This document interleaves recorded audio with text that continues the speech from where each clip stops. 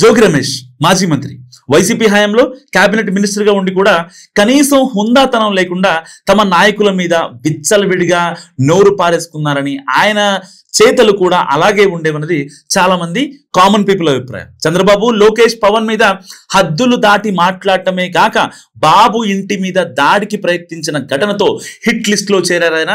ఇక ఎన్నికల తర్వాత రాష్ట్రంలో అధికార మార్పిడి జరిగి కూటమి పవర్ లోకి వచ్చిన వెంటనే సైలెంట్ అయ్యారు జోగి.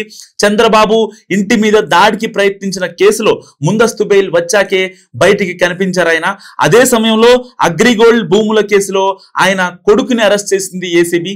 తర్వాత అతనికి కూడా బెయిల్ వచ్చింది. అలాగే దాడి కేసులో మాజీ మంత్రిని విచారణకు పిలిచి ప్రశ్నించి పంపించేసింది సిఐడి. అది జరిగి కూడా చాలా రోజులు కావడంతో పోలీసులు ఇక ఆయన జోలికి రాబోరని అనుకున్నారంతా.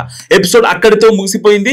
ఇక జోగి రమేష్ మీద ఫోకస్ పెట్టకపోవచ్చు అన్న చర్చలు కూడా జరిగాయి ఇటు టీడీపీ అటు వైసీపీలో. కట్ చేస్తే తాజాగా జరుగుతున్న పరిణామాలు మాత్రం వదల బొమ్మాలి వదల అంటున్నాయట. సైలెంట్ గా ఉన్నంత మాత్రాన సీన్ లేదని అనుకోవద్దన్నట్టుగా మారిపోతున్నట్టు చెప్పుకుంటున్నారు. అగ్రిగోల్డ్ భూముల కేసులో ఇప్పటి వరకు జోగి రమేష్ కుమారుడు రాజీవ్, ఆయన బాబాయ్ జోగి వెంకటేశ్వరరావు మాత్రమే ఉన్నారు.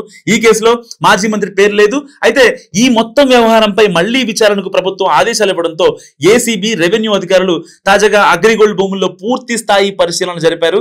సో ఉద్దేశపూర్వకంగానే జోగి రమేష్ ఫ్యామిలీ తప్పుడు సర్వే నెంబర్ తో ధృవీకరణ పత్రాలు క్రియేట్ చేసి ప్లాటింగ్ చేసి అమ్మేసినట్టు ఆ పరిశీలనలో తేలిందరా. అప్పుడు అధికారంలో ఉన్న జోగి రమేష్ తన పవర్ ను అడ్డం పెట్టుకుని అధికారులను ప్రలోభపెట్టి ఇదంతా చేసినట్టుగా అధికారులు గుర్తించారు. ప్రభుత్వానికి పంపిన రిపోర్ట్ లో మాజీ మంత్రి పాత్రను ప్రస్తావిస్తూ ఆయన ప్రమేయాన్ని ధృవీకరించినట్టు కూడా తెలుస్తుంది. దీనిపై ప్రభుత్వ ఆదేశాల ప్రకారం చర్యలు తీసుకోవడానికి రంగం సిద్ధమవుతున్నట్టు కూడా చెప్పుకుంటున్నారు. దీంతో అధికార దుర్వినియోగానికి కూడా పాల్పడ్డందుకు గాను అగ్రిగోల్డ్ కేసులో డైరెక్ట్ గా జోగి రమేష్ ని కూడా చేర్చవచ్చన్న విశ్లేషణలు పెరుగుతున్నాయి. ఇక పెడన్ నుంచి 2 సార్లు ఎమ్మెల్యేగా 2019, 2024 మధ్య పనిచేశారు జోగి రమేష్.